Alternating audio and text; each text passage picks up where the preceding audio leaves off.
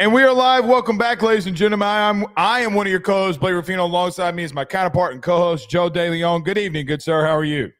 I'm doing great. I'm doing even better after today. It was talked about there could be a college football red zone in the works at ESPN. I'm just going to say I'm quite intrigued by that concept, Blake. You mean I don't have to have 3 TVs and YouTube TV and everything going around and I can get a red zone? Now, let me ask you. The NFL red zone, is it like multi-screen? I've never watched really the red zone. I mean, what is it like? It's Scott Hansen, and he takes you game to game when something big happens to show you this is what just happened. Or if a team's in the red zone, they're about to score, there's a big third down. Whenever there's something important happening, he switches to a different game. I wouldn't watch during the whole thing.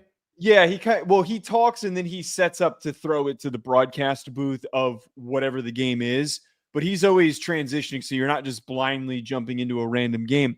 I wouldn't necessarily watch that as my primary feed. Like I would probably, for college specifically, I'd probably watch whatever the biggest game is, and then I would throw that up on like a second TV, so then you can glance over and catch like 4 games at once. The thing that gets really freaking hard to do is when you've got the quad box on a different TV and you're just cross-eyed trying to keep up with everything. The concept is interesting, though, and I'm surprised that with how much college football action there is, they haven't tried doing it sooner.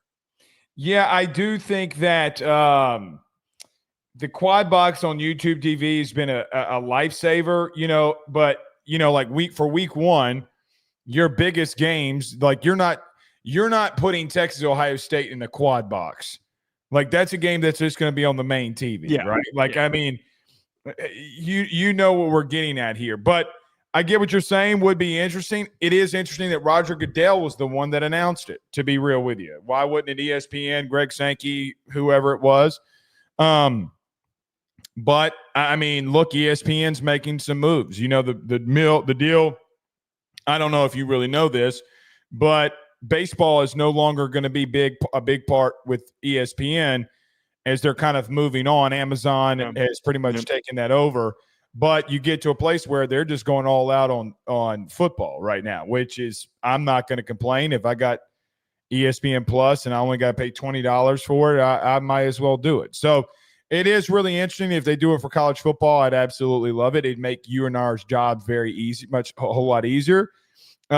So we will go from there, but I really do like it. I thought you were going to come out here in the first couple of seconds and talk about the horrific day, yes, that we've had, or I've had here, as allegedly Garrett Nussmeier has torn his ACL and he got carted off a field.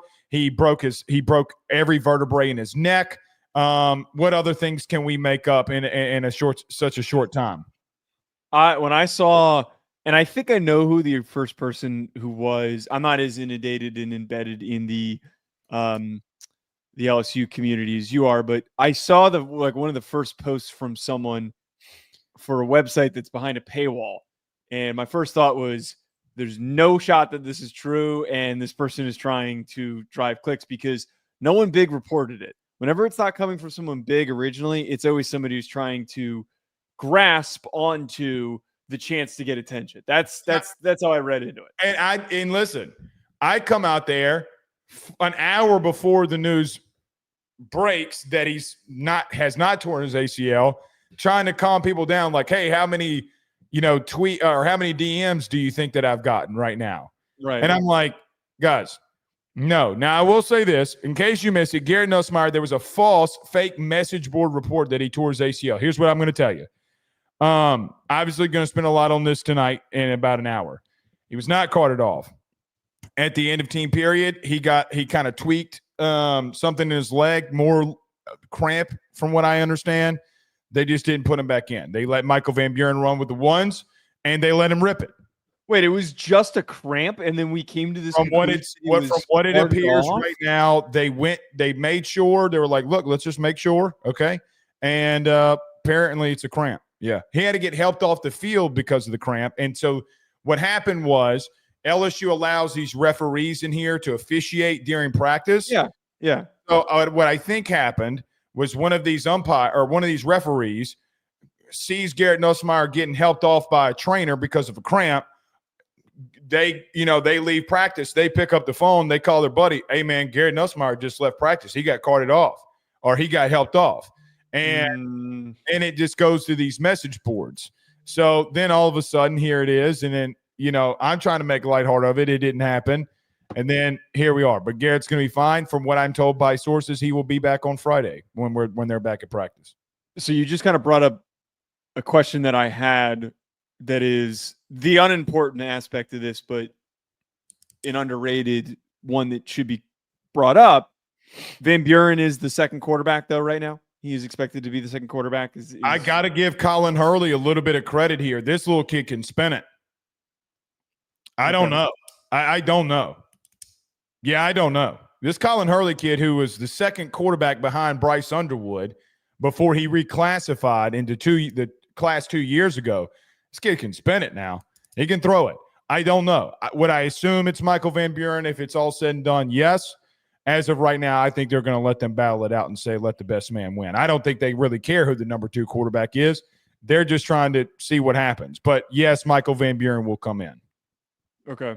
I was very curious on that because I knew that the injury stuff was BS because it was defunct pretty quickly. It was figured out pretty quickly. But my thought immediately went to, okay, what does this mean though for who sits in the backup spot? And I guess Van Buren was my first guess. Yeah, Van Buren will probably, if a game started today, Michael Van Buren or Garrett Nussmeier was out, Michael Van Buren will come in.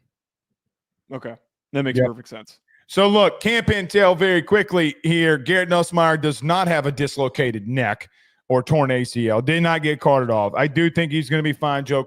Everything coming out of LSU. Here's the great thing. Brian Kelly lets us in practices. So we'll be out there Friday and we'll tell you exactly what's going on, if he practices or not. We'll go from there. Joe, what are some camp intel things that you're seeing coming out of college football right now? Well, one thing that I was telling you about before the show, somebody was talking to me about what they noticed at Oklahoma spring practices, and it's pretty simple. It was just that they were blown away with John Mateer. And I think that we talked about it a little bit on the SEC show. That is a question mark of how does he translate into SEC play coming from Washington State? How does he fit playing with Ben Arbuckle again, but all these other receivers that were already there? Jay Nott, how do they get into the mix? And just a simple text message in a group chat that I'm in that he was very exciting to watch during practice. I think it's very positive. I know that you're going to do your whole I'm bought in bit that you keep trying to do with me, but I think that they have a shot, despite their offensive line not being rapidly improved, but slightly improved, that he can help them stay alive. He can evade pressure. He can escape. He can turn a sack into a 3-yard gain. His athleticism, I think, is fully on display, and it should be something that will keep Oklahoma at least exciting this year. Well, the first question that I would have asked to whoever told you this today would be, what did the offensive line look like, right? Was he getting out the pocket a lot? I think there's a lot of context that goes into that. What did they say? What made him look great? Like what was it was a group conversation. There wasn't a lot of breakdown. It was just a simple. He looked fantastic. On FanDuel, our good partners over at FanDuel, John Mateer is plus 2,500 to win the Heisman Trophy. If you want to go over to FanDuel, just let them know that your good friends Blake and Joe sent you on by. But plus 2,500 if you do want to place those Heisman odds on John Mateer. I am a little bought in. I think he can move. Let's just see. Again, you're in fall camp. He's running the offense. The thing is if they're clicking and everybody around him is getting better, we'll see if Oklahoma can do some good things here. Joe, there is another big injury report. 5-star wide receiver Dallas Wilson. Yep. It's reported by most Florida beat writers that he is out. Will miss maybe the remainder of camp. So another massive injury for the University of Florida as they continue to compile some injuries. Apparently, I don't know how accurate this is. I didn't see it. There was a lot of Twitter stuff I saw from real media people. I saw somebody quote tweet Jake Crane and said that there was legitimately media members asking Billy if he will stop camp because of all the injuries. That's obviously a bridge too far because you can't. Way too far. And yeah, you can't end camp. You can't end practices because you need the physicality in order to actually get ready for the season. That is something that I think is always missed by fans and sometimes by media members. When you do see a pileup of injuries, you think, oh, is the physicality getting to them? No, if anything, it's the opposite. Guys just weren't ready to hit. You need to endure contact in order to be prepared for the upcoming year. Losing Wilson, it sucks. It really does because he was in the mix to be a contributing player. He was somebody who we brought up in our original Florida preview that could have a surprising season and emerge as the third, fourth receiving option for DJ Lagway. But without him and missing a bunch of time during camp, it's probably going to delay him jumping into the mix. It's already hard for true freshmen to get onto the field. So I'd imagine that an injury like this is going to delay him to being multiple weeks, maybe halfway through the season before he starts to like really, truly contribute. Yeah, we'll see. I mean, look, have you looked at the Any Given Saturday Netflix I haven't caught thing it yet? I haven't caught it yet. It's all right. It's not really that great, but it is interesting to see how the team bought into Billy, right? I mean, it is very interesting. I mean, they had some injuries there. Can they continue to do that with him will be a big deal. Joe, I think the big thing for me coming out right now is two teams. Penn State thinking that they finally found three guys that could play receiver along with the University of Georgia, who both of them, the scuttlebutt coming out of camp is that they got some bona fide receivers that can run and play. Georgia's the most intriguing for me about this because they had so many problems at receiver last year. It was very different issues than what Penn State had last season.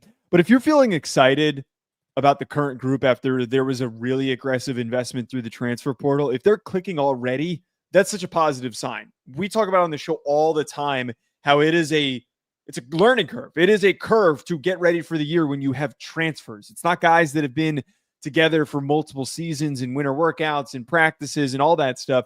Them hitting the ground running is exciting. Penn State, I'm also intrigued by because I think, as we discussed on our Big Ten show, there's a lot of potential there, but it's a lot of mixed matched pieces that we don't really know if they're going to gel. If they're already showing positive signs, it's going to help them hit the ground running, which they need to do. What are you overreacting to? There are some places like Bama with Kalen DeBoer, Kelly, some of these places that allow full practices. Some of these places are freaking out because passes are being completed on air. It's the other part. It's fair. Yeah. I literally saw Daniel Jones complete passes on air. We don't need to throw shade at Daniel Jones, man. I mean, I'm just saying. Like, I think there's a couple of things to come with it, right? Like, I mean, Joe, what are we talking about? Now, Penn State is interesting because there's never really a lot of scuttlebutt that comes out of camp from them, right? When there's stuff that comes out at Penn State, a.k.a. Abdul Carter going the edge and being unblockable, okay, well then, yeah, I think I might believe it because literally we had a Penn State thing last year of him going to edge, and they're like, hey, man, he's not blocked. Nobody's blocking him right now, and Joey goes in the top 10, and off we are to the races and how dominant he was a season ago. So I might buy into the Penn State stuff. Yeah, and it's what you just said is a big reason why during like Senior Bowl week, we pay close attention to the O-line one-on-ones, and we derive a lot of our takes and our information, our analysis from how they perform in one-on-ones and in team period. But a lot of times people get duped by these receiver DB one-on-one drills because they're in a setting where it's just two guys on the field, and it's easy to make one guy miss compared to finding an opening in space in the middle of coverage, and for a receiver to be in a position to make a play and a quarterback to place the ball in a spot where he needs to, and all those things. We can't overreact. We're only a few days or so into camp. It's part of the reason why I was defending CJ Carr like I was last week, but we've got a few weeks until we really need to decide if we're worried or if we're buying into certain things that are coming out of these camps. Yeah, we'll see. Just a lot coming out of it, and we'll go from there. Go over to our good friends over at FanDuel, the number one sportsbook in the USA, the United States of America. Go over to FanDuel, place those bets. Joe, do you want to bet in on the Heisman? Do you want to bet in on these conference champions? Tonight, we will break down the ACC and give you some of those odds. Before we really get rolling here, everybody do us a favor and hit the like and share to all those groups if you're on Facebook and to all those social media pages. You're watching us, listening to us on YouTube. Like, subscribe, notification bell wherever you listen to podcasts. Rate, review, and subscribe. Joe, before we get to the ACC, I know that you wanted to touch in on this, but speaking of fall camp intel, there's a report coming out of Ohio State right now on this quarterback battle. Let's get to it. I'm just in a place for me that I cannot see a world where Julian Saint's not the starting quarterback. I know St. Clair, I know that Lincoln, and I know that Saint are all very close. And the big narrative coming out of Ohio State right now is that they're all a close unit. But when you look at Julian Saint in this quarterback battle, for me, I think it's just his to lose. I think he'll be out there week 1 versus Texas. Right. And that was there's a couple articles I was reading about this where Ryan Day was talking about the importance of the competition. The article that I sent you was talking about how they all have a really good, close relationship. My biggest takeaway of this is that they just feel secure about the situation. A lot of times when you get these quarterback battles, it does feel like there's like an intended suppression of information. You don't want outsiders, the media, to be talking a lot about it because it can provide information to your opponents. But also, if guys look like shit and you don't have any good options, people will get uneasy. People will get really, really uneasy. I feel like with the Kyle McCord, Devin Brown QB battle, which was like the most recent real QB battle that we had, there was a lot less information and there was a lot less confidence coming from Ryan Day. Saint's going to start. I don't think any of us are going to sit here and debate that Saint won't start. But it's interesting to hear Day speak so confidently because it makes me think that he has faith in Lincoln, that if they had to turn to Lincoln Kienholz, that they could do so. And he probably could start on another team, a lower level Big Ten team, if he decided to leave. So when I look at Julian Saint, who, by the way, is in the mix somewhat high considering never starting and playing, really having any playing action in the game. He's plus 1,300 on FanDuel to win the Heisman Trophy. Joe, I cannot, again, envision a world where he's not the guy. Now, maybe Lincoln behind closed doors, behind closed practices is doing something that we're just not seeing. But I feel like Saint would have to do something absolutely astronomically horrible for that to happen. I think he's the more talented athletic quarterback. I think he's got the better arm. I think he's more accurate. But I guess we'll see. I feel as if because Ryan Day doesn't want to like freak anybody out and he wants competition and all this thing, and coaches do that. I just can't envision it, man. Like I don't know what I'm trying to be sold here. It's like somebody coming to my house and trying to sell me water when I got running water in my faucet. Like, what are you trying to sell me running water for? I already got it. It's like going to Alaska and selling an Eskimo some ice cubes. What did they need ice for? They got ice everywhere. What are you trying to sell me? Maybe this kid is doing something big. I do think the article that came out today that they all are together constantly trying to get better. And constantly being together with the receivers, and there's no like, hey man, I'm a competitor, I'm keeping you out. I like that kind of stuff. At the same time, I just don't see a world again where Saint's just not their quarterback, man. I can't see them running out Lincoln over Julian Saint before Texas. And we already kind of got to see Lincoln Kienholz, and I know that was so long ago.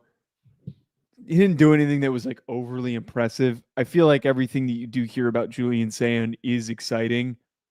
I don't want to dive headfirst into the expectation that he's going to be an elite player right off the bat. I think that that's very wishful thinking. But they are to the point that you're saying that they're going to be fine.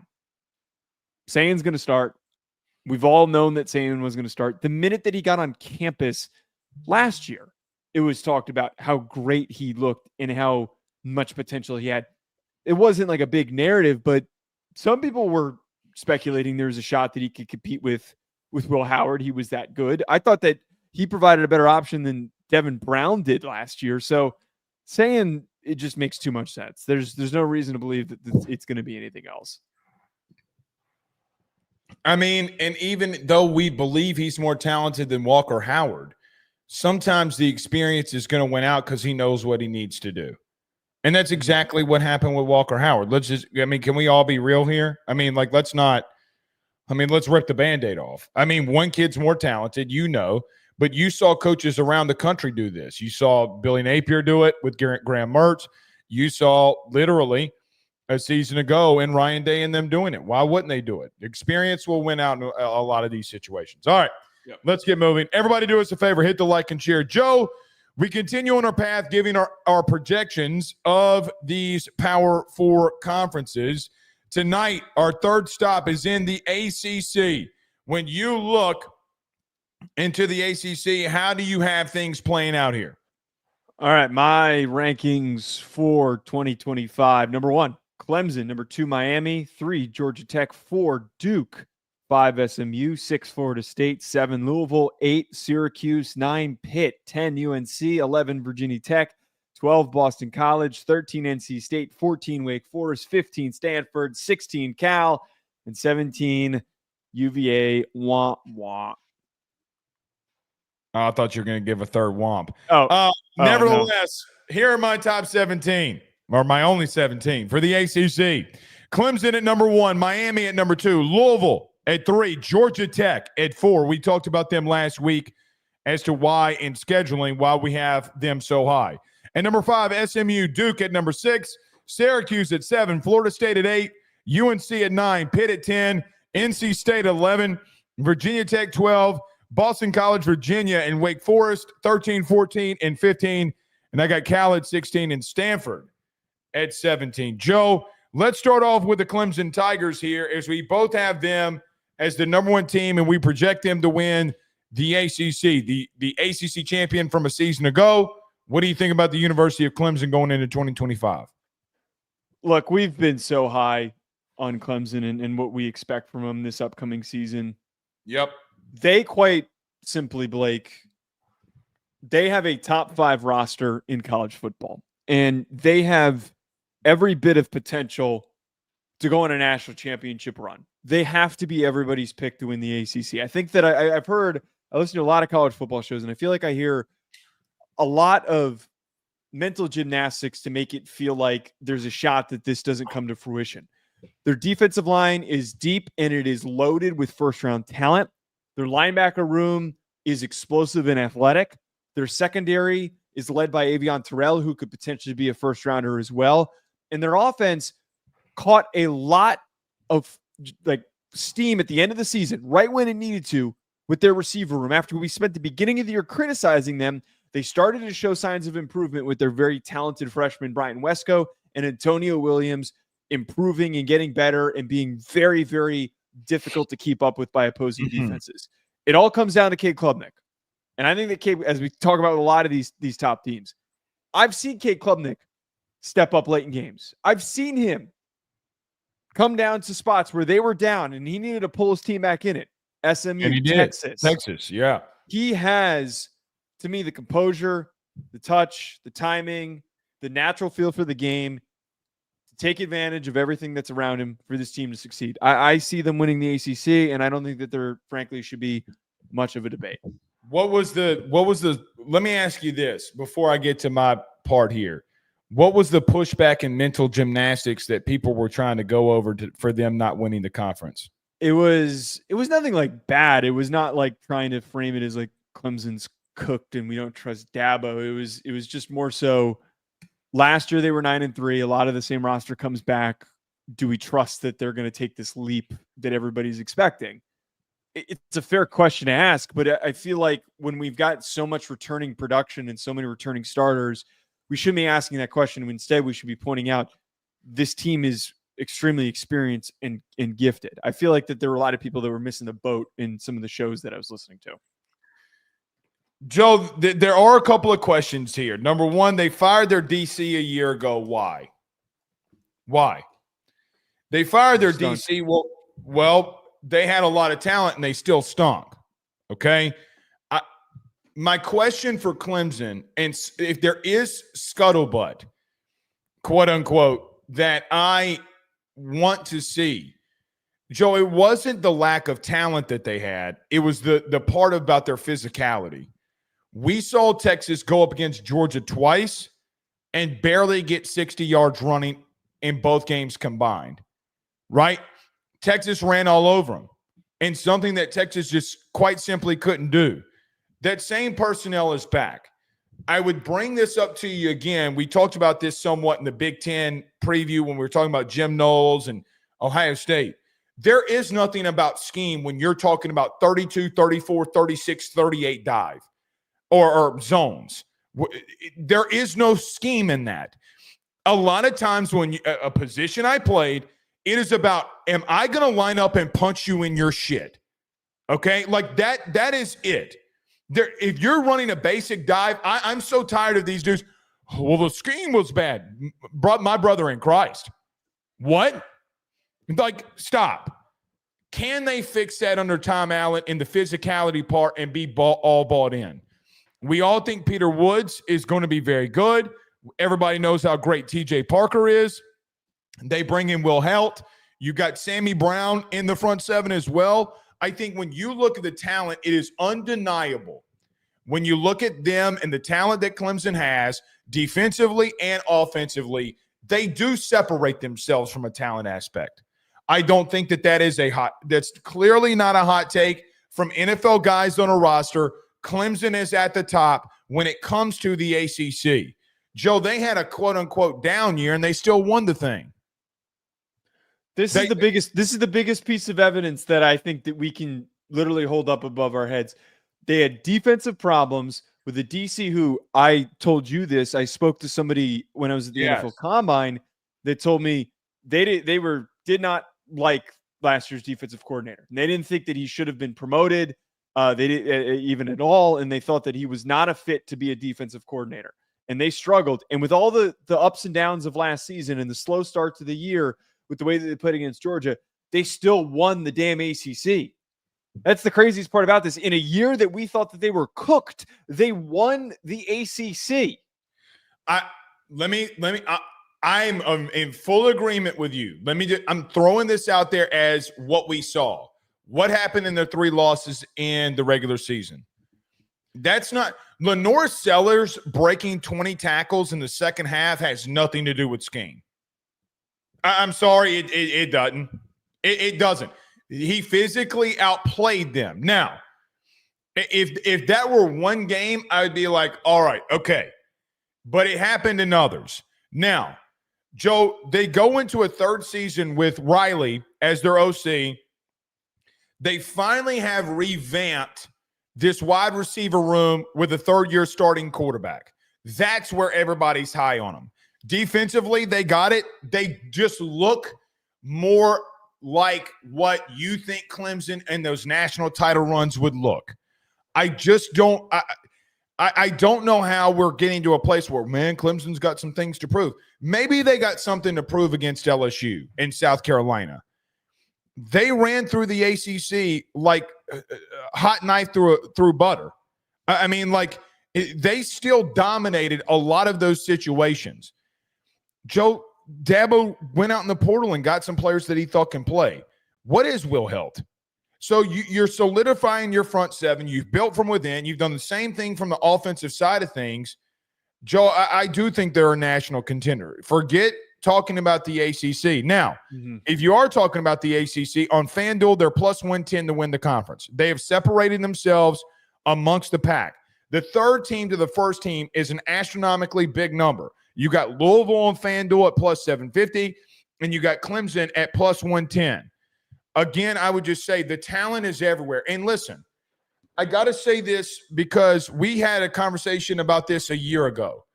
I'm not out on Dabo. The game changed. Dabo didn't, okay? And it's somewhat bitten. It doesn't stop how good of a coach he is. It doesn't stop how good that they've recruited from within. They've had some guys leave. Some things have changed. He's changed his philosophy on some things. Good for him. But, Joe, there's not really a level that they have that I'm not saying, okay, yeah, they can be good there. Can the offensive line hold up, and can you stop the run? Those were the two things that I thought last year that really hindered you. If you were better in those things, Joe, they're going to find themselves in the top 4 to 5 in the playoff.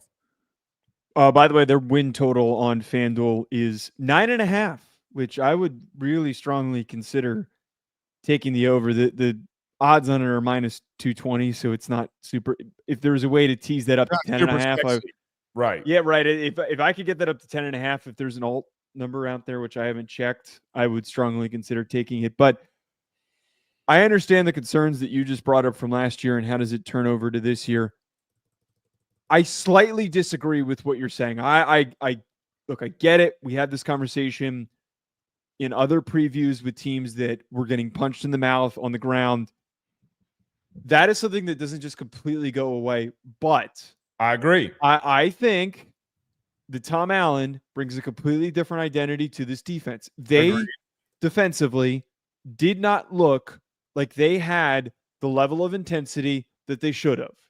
I think that this year is going to be completely different. And one of my biggest misses was saying that Tom Allen was not a good defensive coordinator hire, and I was completely wrong. This move is one that I think is often forgotten by those who follow college football, cover college football, that this was one of the most underrated pickups for a coordinator hire of the offseason.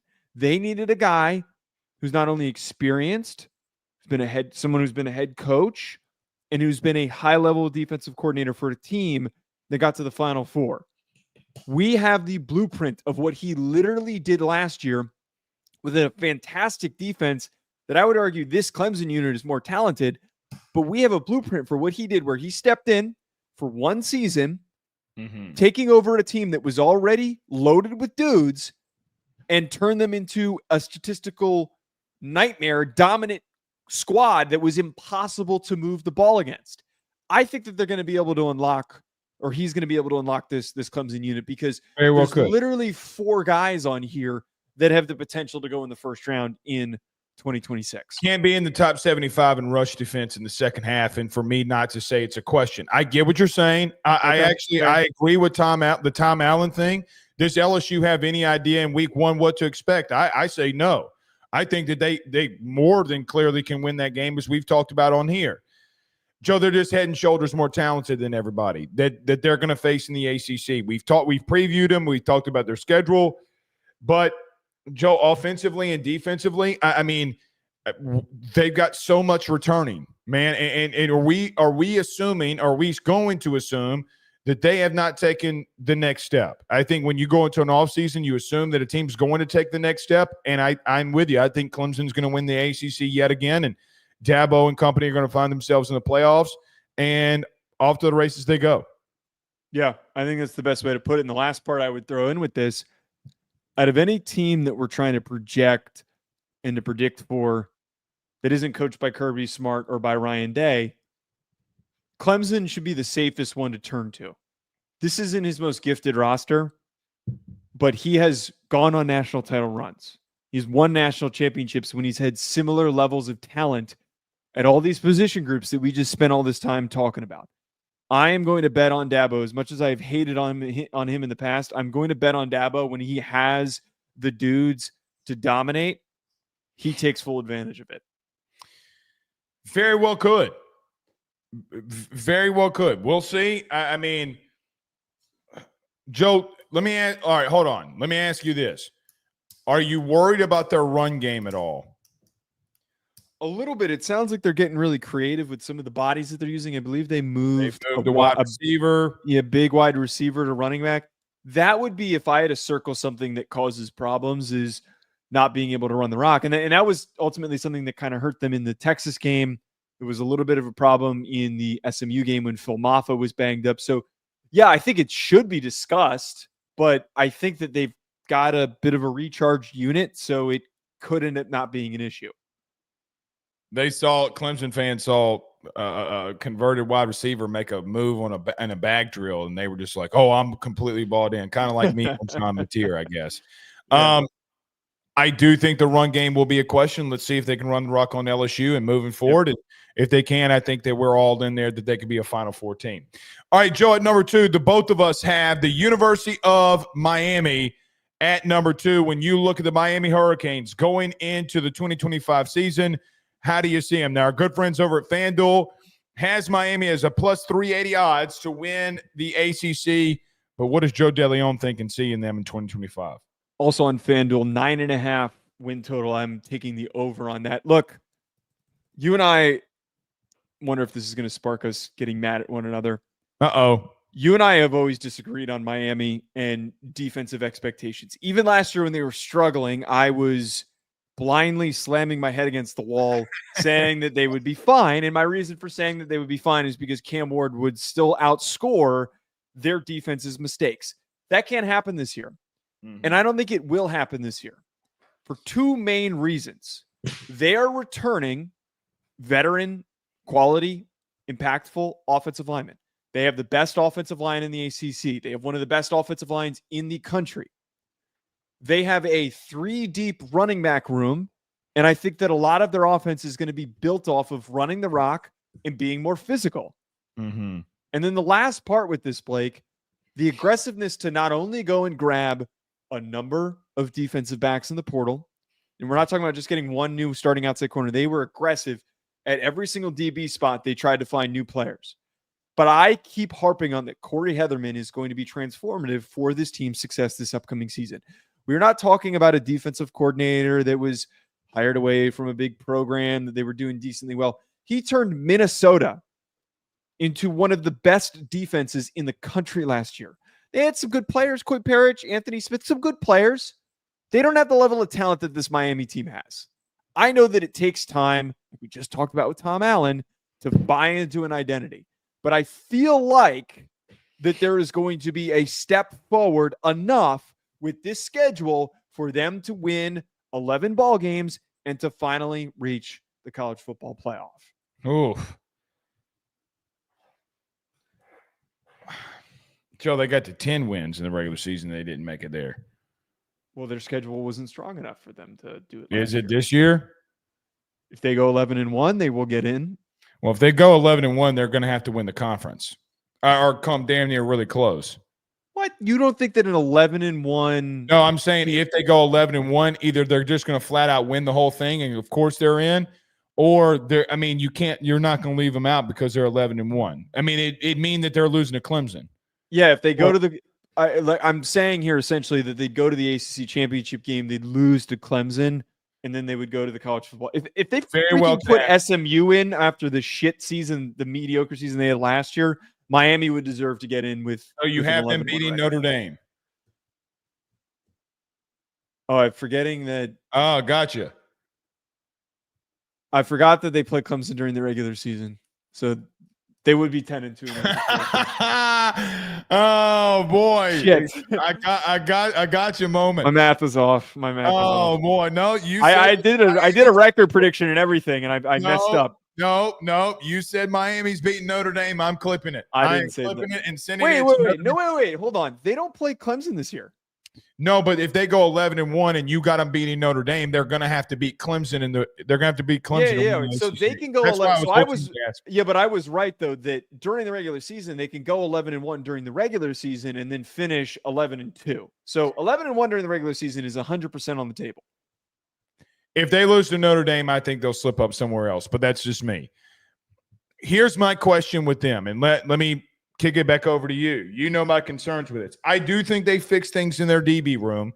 I think they blamed everything on Lance Guidry, which was a little bit unfair. However, let me throw this your way. Do you think that Mario Cristobal can get over the hump and get into the ACC title game?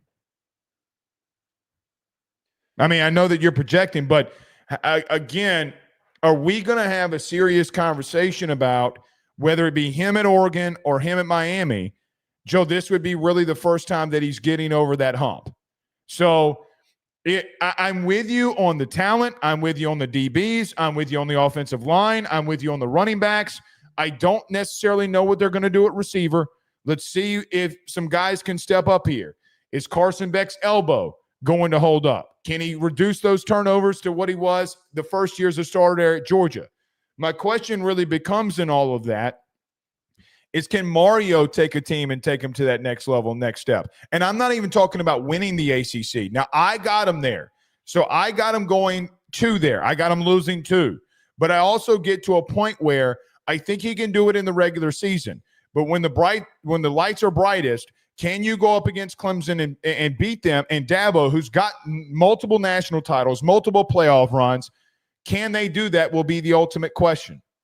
So, first of all, we always kind of miss this when we talk about Mario. He has won. He did win the Pac-12 when he was at Oregon. Yep. Won in 2019, 2020, 2020. We can a little bit of a Mickey Mouse championship. Yeah, they play, 5 games? Yeah, it's like winning the Dome NBA Finals. If I don't want to hear anyone justify that. LeBron, and in 2019, they lost to a 6-win Auburn team. Yeah. Okay. Right. The narrative of him getting over the hump and actually finishing is a fair one to bring up. He's accomplished it at Oregon, but I brought this up, I think, on Monday's show with James Franklin. A lot of these coaches that win national titles and go on to win their conferences and go on to strings of success, they had to face failure first. They had to face failure like Ryan Day did, like Kirby Smart did, before they got there. It's okay for us, Blake, to sit here and say, can they accomplish it? I think that there's nothing wrong with it because they haven't proven it yet. Mario hasn't proven that he can win the ACC, nor has Miami proven that they can win the ACC. They haven't won it since they've joined it. But I am willing to feel more secure this year after we have seen a year-by-year improvement in progression and identification of issues and how to fix those issues and aggressiveness to fix those issues, that it makes me feel good that they will be 1 win better with a favorable schedule and get to the ACC championship game. You had 2 top 10 quarterbacks in the years that they got drafted, the number 1 overall pick this year, okay, and Cam Ward, and you couldn't overcome that hump. Defense did do that. Can you eliminate the explosive plays?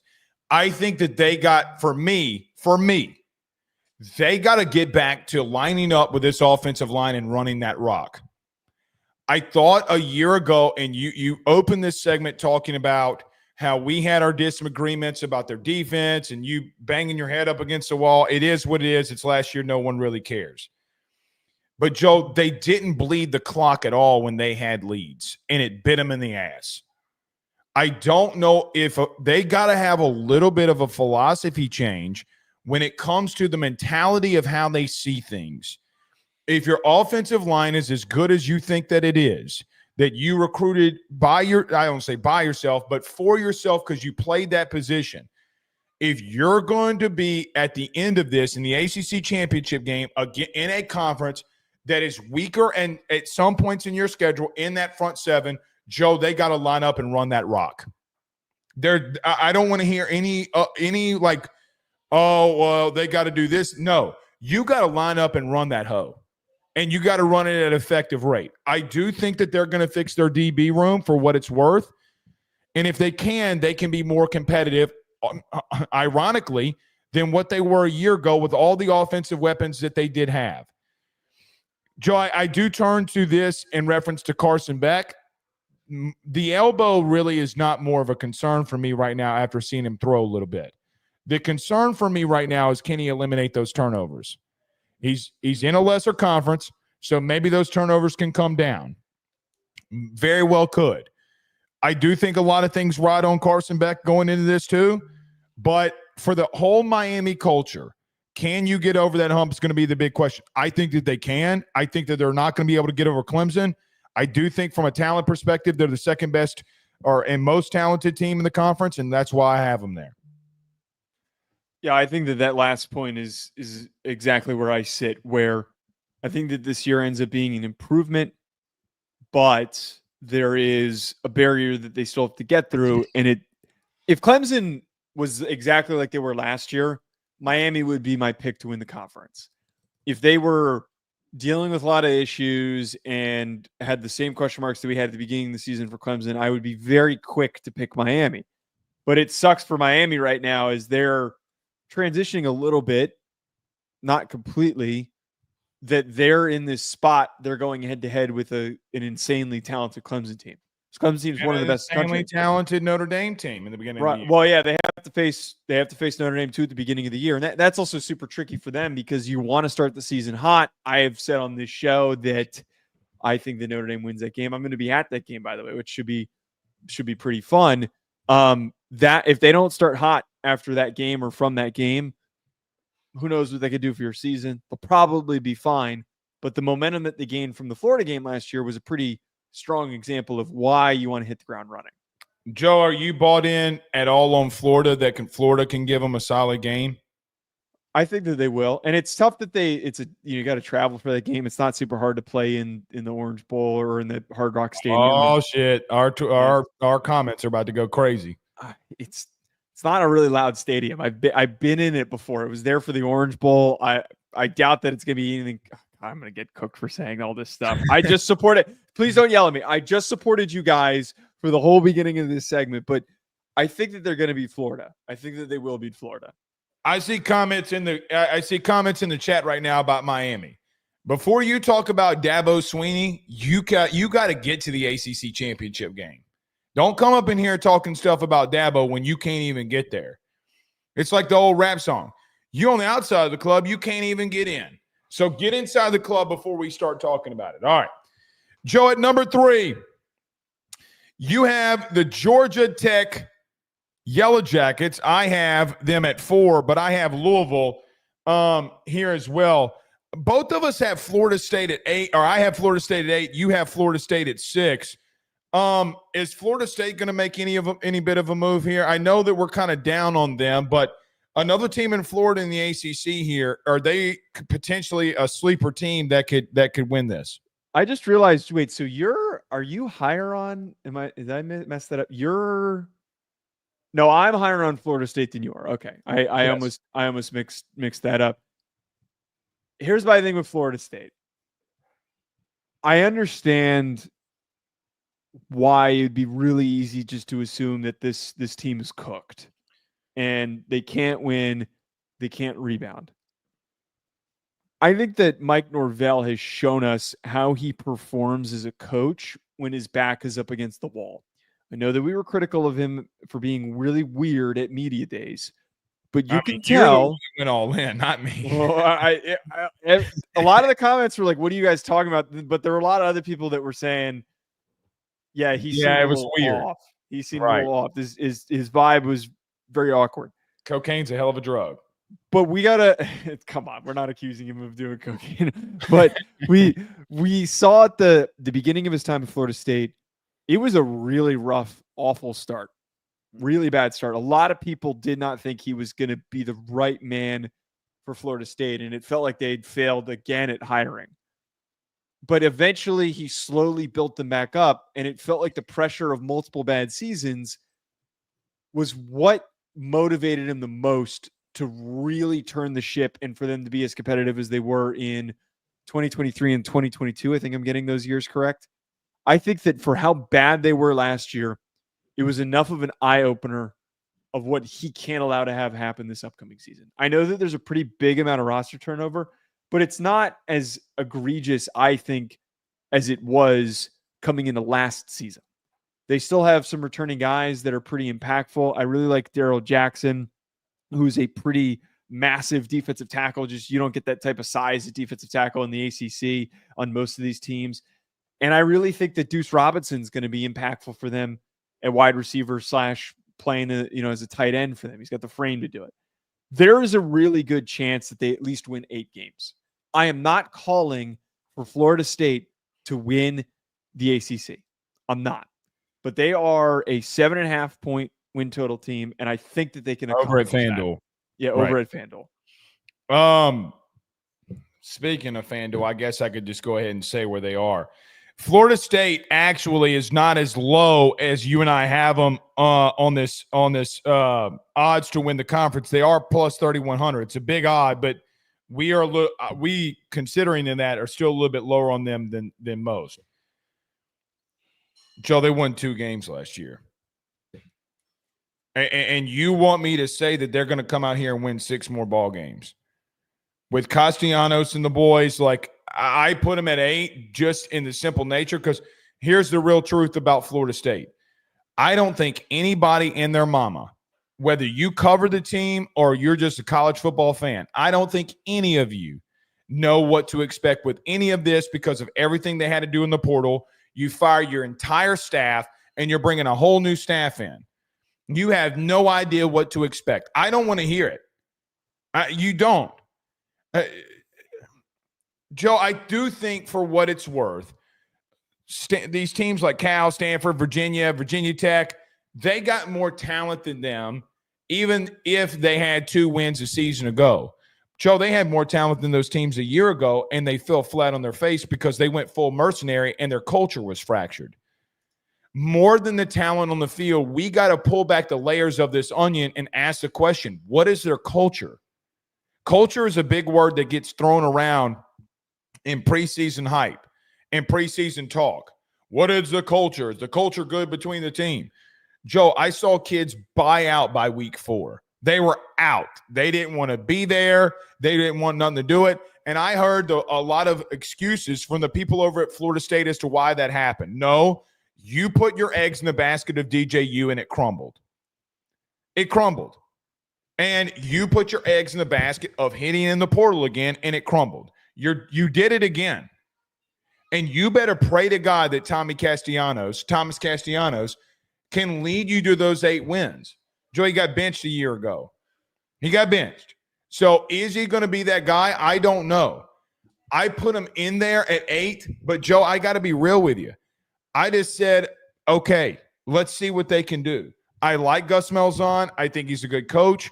But Joe, if I went in a coma today, knock on wood that I don't, but if I went on a coma today and then we wake up and we pick this show back up in December and you say, Blake, they were god-awful. It's the least surprising thing to me in the country. It really is. How are you going to rebuild from that? Joe, I don't know. I think 8 wins, fine, go right on ahead. But what are we talking about? I mean, some of the guys that you were talking about returning, these are some of the guys that Florida State people were saying were bought out. That didn't have the fight and energy. That's going to change now. You start losing again. So listen, they got a tougher schedule, I guess. They got Bama in week 1. And Joe, I got to be real with you. I don't anticipate them to win the game. You keep that game within 14 points, okay. Yeah, you might be able to be middle of the pack. But I think I look at teams like Louisville. I look at teams like SMU. I look at all these Georgia Tech. You got Duke up there, which I think is crazy, but you do. Joe, what are we discussing here, really? I mean, having them 8th in the ACC should be a slap in the face. You're saying that having them being projected that low should not be an accomplishment? No, it's not remotely close to being an accomplishment. It's obviously not. It's not, and it shouldn't be framed as such. Well, it's an accomplishment because you won 2 games last year. I mean, like, sure. So we're moving the goalposts now is what I'm hearing. Well, but you kind of have to. Nobody should expect the team to win 2 games and then immediately jump to a 10-win football team. That nobody. You mean like Indiana? Very different circumstance, though. Very, very, very different circumstance. No, very rarely can something like that happen. I think, though, if they do turn around, they win 8 ball games, that is an accomplishment. It's not something to take a crapload of pride in, but when you have multiple years of building and you thought you were going to have sustained success, the massive drop-off causes you to have to reset expectations. To think your team's just going to win 10 games the upcoming year. But Joe, I mean, if we're doing a complete reset, then 6-6 has got to be their goal. 7-5 has got to be their goal. Let me not go 6-6. You got to have a winning season, brother. I mean, listen, again, I don't care what anybody says. Joe, they might win 9 games for all we know. How in the world can you make a determination on them? There's no way. There's none. I'm sorry. Florida State fans, I know that you think that I hate you. I don't hate you. I really don't. But we told you this DJU move was going to be atrocious, and it was atrocious. Yeah. But that is one of those ones from last year that it's disappointing how right we were about it. Like, No, it's not, we because couldn't have been more right about that. No, one. it's not, because we took a level of shit from them all off season last year, telling them it Well, wasn't. we're still taking shit. We're still taking shit from them. They comment on everything. They think that I'm an LSU fan, and they say that you two, this is what the comments are. They say you two guys are just salty that Florida State beat you twice, and it's like, one, that's not even true. And like, why would there be saltiness when your team had 2 wins last year? And second of all, I'm not an LSU fan. I'm not an LSU fan, so it doesn't matter. Before we get out, well, look, just end this up. We'll see. Before we get out of here, you got Georgia Tech and Duke pretty high. Do you, and them over SMU to some regard? Why? SMU is losing a number of key defenders, and they benefited significantly from an easy schedule. I think Kevin Jennings is fine, but he crapped his pants against the one tough team that he played that had a pulse of a defense. I think it would be overly aggressive to assume that they're going to return to the top 4 of the conference. Georgia Tech, we talked about in the preview. I really think that from the evidence of the difficult schedule that they had and the ability to play close in all those games, and their worst games coming when they didn't have Haynes King and they didn't have Jamal Haynes, having all that returning shows that they will be a lot better this upcoming year. Their schedule is so favorable for them to go 9-3, to probably be out of the playoff mix. They won't be in the playoff mix at 9-3 with the schedule, but they're still going to be an exciting team to talk about. And I really like Duke because we saw last year, no one thought they were going to do anything. They had a ton of roster turnover. They've got really underrated players on defense. Manny Diaz knows how to get these guys locked in. I really like Wesley Williams at defensive end. More importantly, Darian Mensah might finish the end of the season as the second best quarterback in this conference. The kid is silly gifted, and he was paid as much money as he was because he has earned it. He has earned it. So I'm sticking by those 2 teams. I think that they need more love. I'm going to throw back one thing at you. Okay. I don't disagree. We talked about Georgia Tech last week. We looked at their schedule and how favorable they can maneuver in it, and we think that they get a couple of these bigger wins, and they can their record might be 9-3, but because of the ACC and what they do inside the ACC, can find themselves in that championship game. I understand what you're saying. I fully agree with SMU, by the way, and your take on SMU. I think you're discrediting Louisville a little too much, because I've seen Brom and his staff take 2 quarterbacks that got benched and get to 9 wins. I've seen them out physical Clemson with all of those dudes returning. I saw an offensive line get pushed around. By the way, Louisville was on the road. I saw that defensive line get pushed around. By the way, they were on the road.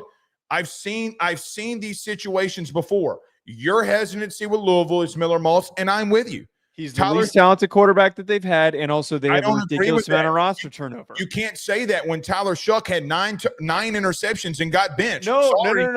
Hold on. But Shuck is more physically gifted. He is more physically gifted than Miller Moss. Miller Moss is tiny with a noodle arm, and Tyler Shuck was a gigantic elite athlete. His testing numbers. He's not an elite athlete.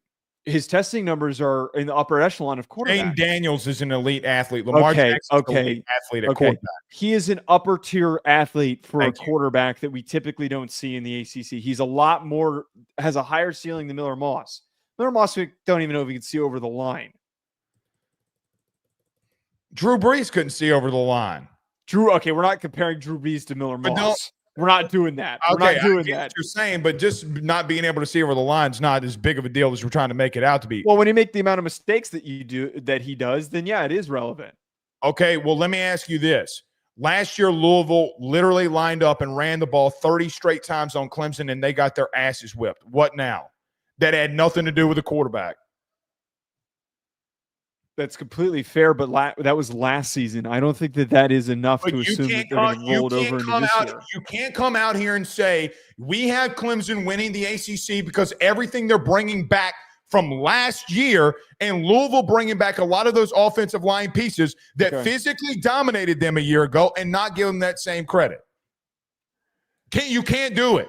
No, I can make that statement because it's a new season, and there is – I have evaluated and I've watched tape of those Clemson guys to know talent that can be tapped into to take a step forward.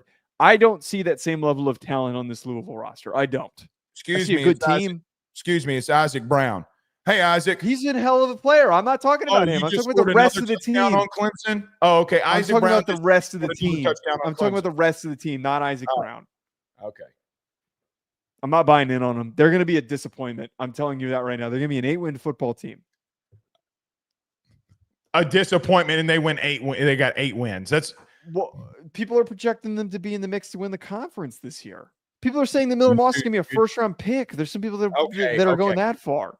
Okay, I'm not there, but I'm with you. Okay. You put some respect on Brahms' names. All I'm saying. All right. That's fair. See you on Sunday. Y'all have a good night. Peace.